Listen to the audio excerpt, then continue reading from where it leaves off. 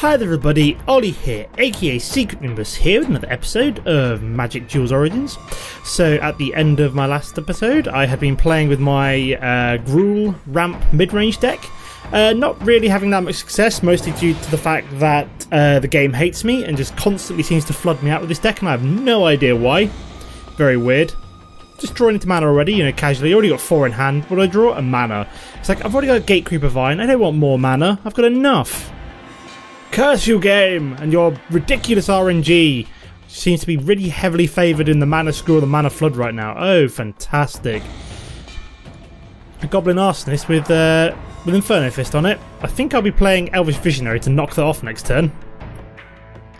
Methinks. So I'm going to have to take 3 damage there. Right, I'm going to play the Elvish Visionary because I can either block it or he'll sacrifice it. So either way, I'm fairly happy with that. Let's play the Elvish Visionary. At least we've got plays for the next 2 turns in the 2 Gatecreeper Vines.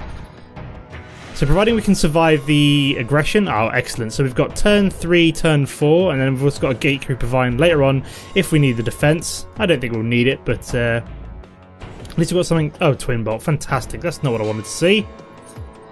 Hadn't thought about Twin Bolt. Curses. So I'll take another 3 damage. Great, so this is where I can't actually weather the aggression and I lose just to a Goblin Arsonist with Inferno Fist on it. That would be very embarrassing. Okay, so I shall play the I'll play the Forest here. And do I play the Gatecreeper Vine? I'll play the Gatecreeper Vine. I'll save the Abbot for later on just in case. No point playing it now if I don't have to. So yes, I would like to grab a Forest, please. There we go. So we'll be playing Kurd Chieftain this turn. He may decide to sacrifice the Inferno Fist. If he does, I don't really care. So he's going to swing. I'm going to block, obviously. So I don't want to take another 3 damage if I can avoid it. So I'll lose my Gatecreeper Vine, but it's not the end of the world. Let's see what he plays. He's played his own Abbot of Carol Keep. Okay, that's fine. So what's he going to find? A Twin Bolt, which you can't play, thank God for that. Okay, so we can play. Ooh, we've got Fiery Impulse here. Nice. So let's play a Mountain. Now, do I play Abbot of Carol Keep and then drop the Fiery Impulse? Yeah, let's do that. See what we get, because we might also get a Fiery Impulse from that, which would be quite nice. So what do we find? Zendikar Incarnate. Well, that's a bit pooey, but never mind. So we shall actually then Fiery Impulse you. So he might decide to sacrifice the Inferno Fist if he's paying attention, which he is. Okay, so he's going to sacrifice the Inferno Fist, so that gets rid of that. Lose my Abbot. So maybe should have done, in hindsight, I've just realised that was a bit of a misplay. Should have, what I should have done was play the Inferno Fist first and then play the Abbot of Carol Keep, but in hindsight that was a bit of a poor decision making on my part. So I apologise for that. Okay, so he's got another bloody Inferno Fist. Jesus Christ. This is not good. That's a 5-2 now, at least for this turn. So I take 5 damage. Ouch. So I go down to 7. So not looking particularly great here. And he's also got a Perilous Mirror as well. So providing I can survive the next couple of turns, I should be okay. So let's drop a Mountain, not the Guild Gate, because that's going to allow me to play the Embermore Hellion, which I can then use to block the Abbot. Thankfully. So I'm wondering what his last 2 cards are here. Hopefully one of them is a mana. Would suit me nicely. So is he going to attack? He's going to attack with the Perilous Mirror. So do I take this out now? I think I do. No, I do not actually, because I'll let the 1 damage go through for now. Reason being is that basically he can then, he can then do the 2 damage. Oh my sweet. Seriously? Avaricious Dragon? Ugh. And he's got to get rid of his Flaming Kiln Fiend. So let's play a Forest. Can I afford both Kurd Chieftain? No, I think I'll play the Gatecreeper. Am I dead here? I can't quite tell right now. I'm not dead yet, I don't think, but let's play the Gatecreeper and the Evolutionary Leap. We'll grab another land out. Doesn't really matter what. I think I've lost this one. Thanks to my earlier misplay. Thanks to losing my abbot, so... Oh yeah, I definitely lost here because you can just swing with the Avarice Dragon, and yeah, this is a loss. I'll see you in a sec for game number 2. Okay guys, here we are for game number 2. So we're playing a rank, if we find in a second. I can't keep that. Nope, no, I want to draw a new hand, there we go. That one I can keep, however. Yeah, we're playing a rank 22 and we're playing Muerte Negro, so Black Death, if we go by the translation there. Bit of Spanish coming back from school.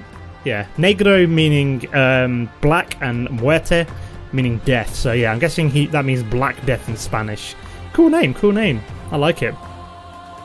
We do have the Nissa's Pilgrimage, so we have got a ramp card as well, so not looking too bad in terms of our opening hands. I think I'll play the Elvish Visionary here because I don't necessarily need to play the Gate Creeper Vines right now, so let's drop you. Draw a card. Hopefully it'll be something good. It is another Nissa's Pilgrimage, very nice, so lots of ramp. Pull lots of land out of our deck. So playing red-blue, so we're either playing Prowess or Thopters. I'm going to go for Thopters, as that's probably the more common of the two. I know Hakim's been playing with a red-blue Prowess deck, but I don't know how common that's going to be. And my opponent is just taking his sweet-ass mofo in time.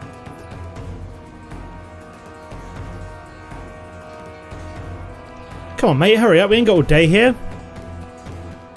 Is this timer actually moving? So I can't do anything here.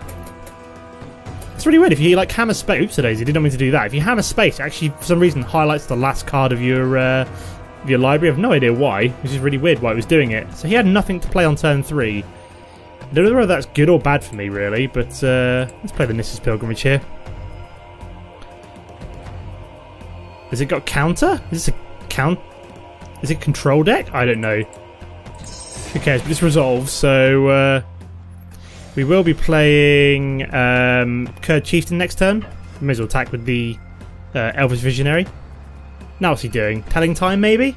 Nope. Artificer's Epiphany, so he gets to draw one and toss one away. Because if he had an artifact, that would be draw 2, keep. So basically what happens if you draw 2, keep 1. No. What am I saying? So why didn't he play the Perilous Mere before? That's really weird. I just realised he must have tossed away a Perilous Mere there, unless he got something even better. Unless he just drew the... I have no idea why he was tossing away a Perilous Mere and didn't play it before. Very odd. Though he does have the Whirler Rogue. But we will be playing Kurd Chieftain this turn, I think. So he's got a 2-2 on the board, but we don't really care too much about that.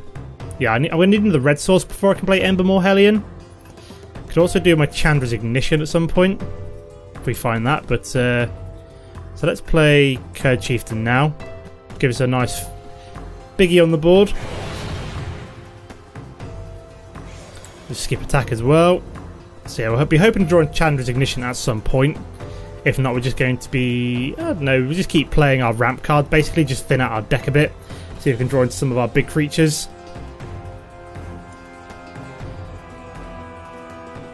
So see what Mr. Thopter does next.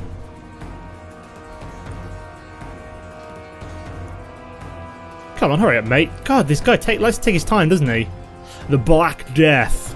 I suppose it was quite a slow, wasting disease, the Black Death, back in the Middle Ages. Ugh, come on, mate, hurry up. We ain't got all day. I'm just going to flick around cards here because I've got nothing better to do. If I had a proper set of cards, I'd obviously be shuffling them like this, like, woo! But I don't, so I've just got to whirl backwards and forwards while I wait for this guy to actually make up his mind what he wants to do. Yeah, interesting, interesting. This is fun. So this guy literally cannot decide what he wants to do. Like, he didn't even play a Perilous Mere, which I'm concerned about in the first place. All he's done is play Whirler Rogue, and not a lot else. So yeah, this is very bizarre. And wasting my time, because I could be playing, you know, better opponents. ones that don't waste my time. What is he actually deciding to do? Like, why isn't this going upwards? Like, surely this should be going upwards. It's just, he's just... So I can't do anything because I'm obviously, you know, there we go. He's actually done something now. Whoops-a-daisy. So it seems like every time I start hammering spacebar, he actually does something. Okay, so he's got 3 Thopters in the air, which... Did he attack? He didn't even attack with them last turn. Oh no, they wouldn't have had haste, would they? So he's going to swing with them in the air. Okay, that's fine. So we'll take that damage. And then he plays a Perilous Mere, finally. Are we going to find anything good? Ooh, another Elvish Visionary. So, do I give this Trample? How much mana have I got? 1, 2... No, not really. So what I probably want to do is... I don't want to swing with the Kurd Chieftain. Just because it's vulnerable. So I'll play the Elvish Visionary, I'll play the Gate Creeper, get another red source for the Embermore Hellion. And we've even got Exquisite Firecraft as well, very nice. So that'll be pretty good as a finisher. Let's also play out my Gate Creeper. We need to find a red source. So let's grab a Mountain. Very nice. Nice, it continues. So we're going to take 3 damage next turn at the moment. Nothing really much we can do about that unless we find a Chandra's Ignition sometime soon. Kind of want to kill the Thopter Engineer. So he's just swinging with the 3 Thopters again.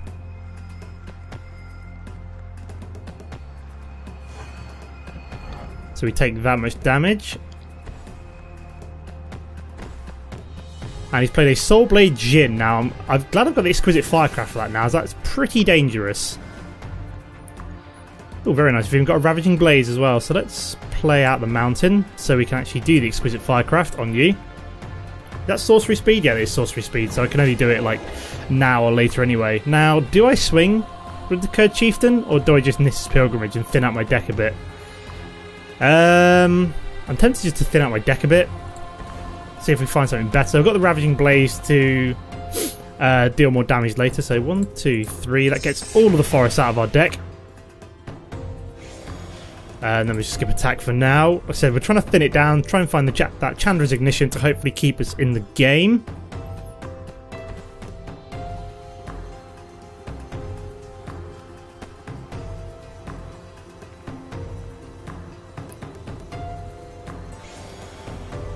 So he's swinging again with all the Thopters. Okay, not really much we can do about that.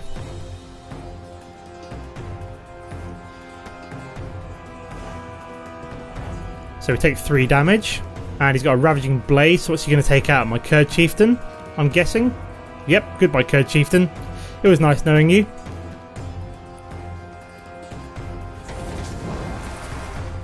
Never mind.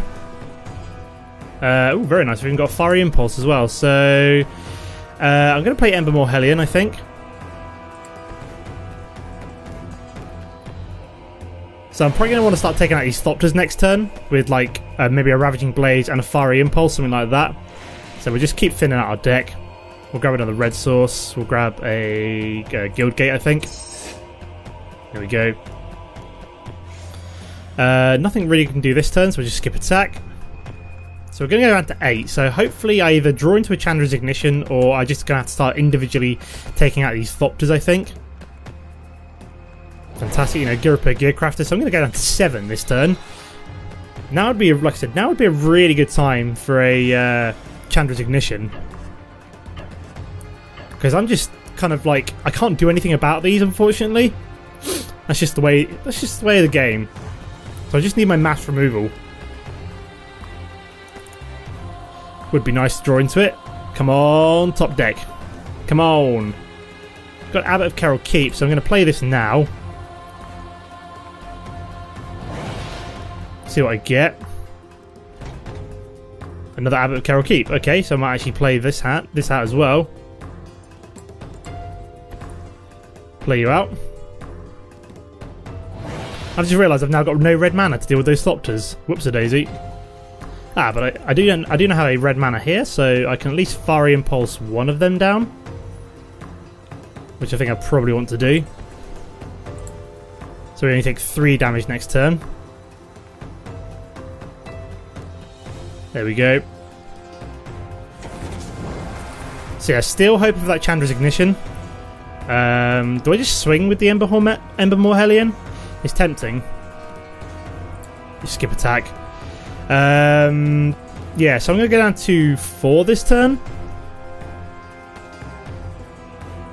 Unless he decides to swing in with the Perilous Mirror as well, in which case I'm going to be in a really bad situation. Well, at least I've got the Gatecreeper Vines to block that one. Yeah, so that's a bit of a moot point. So I just block it with a Gatecreeper Vine and it doesn't do any additional damage.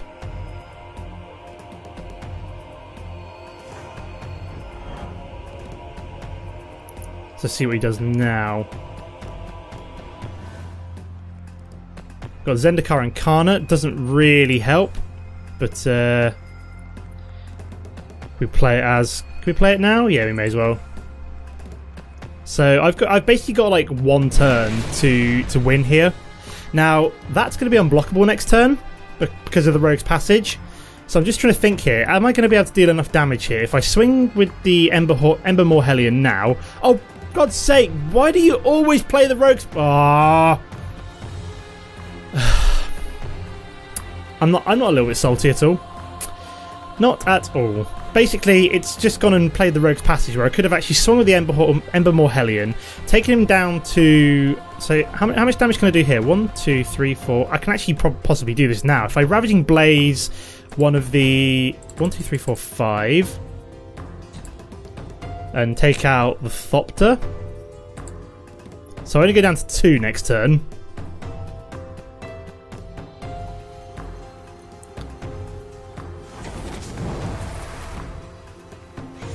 So do I attack with everything now? Do I attack with the 2 Abbots? Because if he doesn't block, then next turn I Rogue's Passage my Zendikar Incarnate. I'm just going to do it. I'm going to attack with those 2. See if he blocks.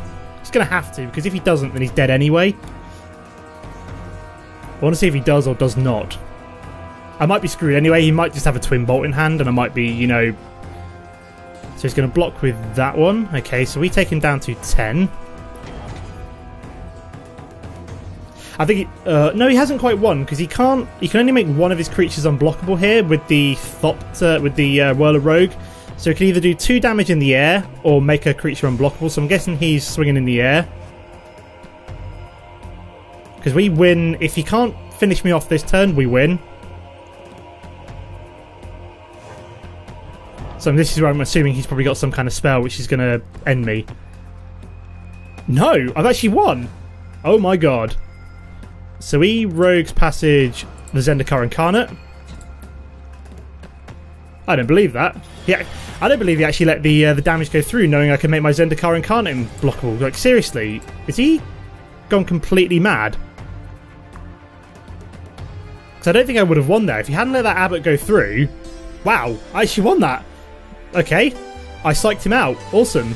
I'll see you in a sec for a 3rd and final game, guys. Okay, guys, for a 3rd and final game today, we're playing a rank 36 opponent. So I'm actually going to keep this hand. I've got 3 mana and a Nissa's Pilgrimage plus 2 Fiery Impulses. So yeah, rank 36. We're playing Mr. Salvor.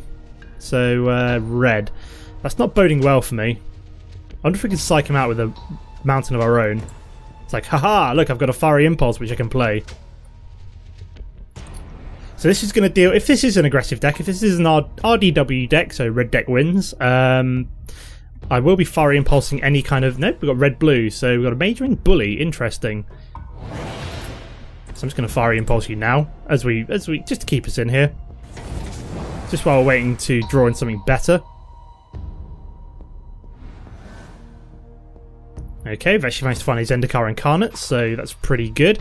So once we play the Nissa's Pilgrimage, next turn, we can then do Zendikar Incarnate the turn afterwards. And then possibly... So he's played another Majoring Bully. So we just Fiery Impulse that as well. How many does he get of them? He could potentially have up to 4 of them. So, oh, we managed to find ourselves a Rogue's Passage as well. Pretty nice, but we will be playing Nissa's Pilgrimage this turn.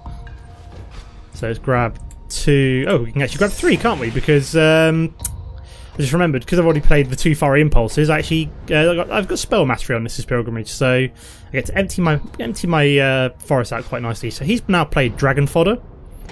Okay, that's fine by me. We can actually play the Zendikar Incarnate now and start swinging at his face. So we'll drop the Zendikar Incarnate. And he hasn't played any other mana either, which is concerning for him, as this is only going to get bigger, and I can actually start swinging at his face with the Rogue's Passage as well. We do have the Guy's Revenge coming down at some point as well, and he's been replaced by the AI. Okay, excellent. So being completely mana screwed was not good for him. So let's play the Rootbound Crag, may as well, and then we'll just swing with the Zendikar. And I just realised I didn't play Rogue's Passage, so we may as well...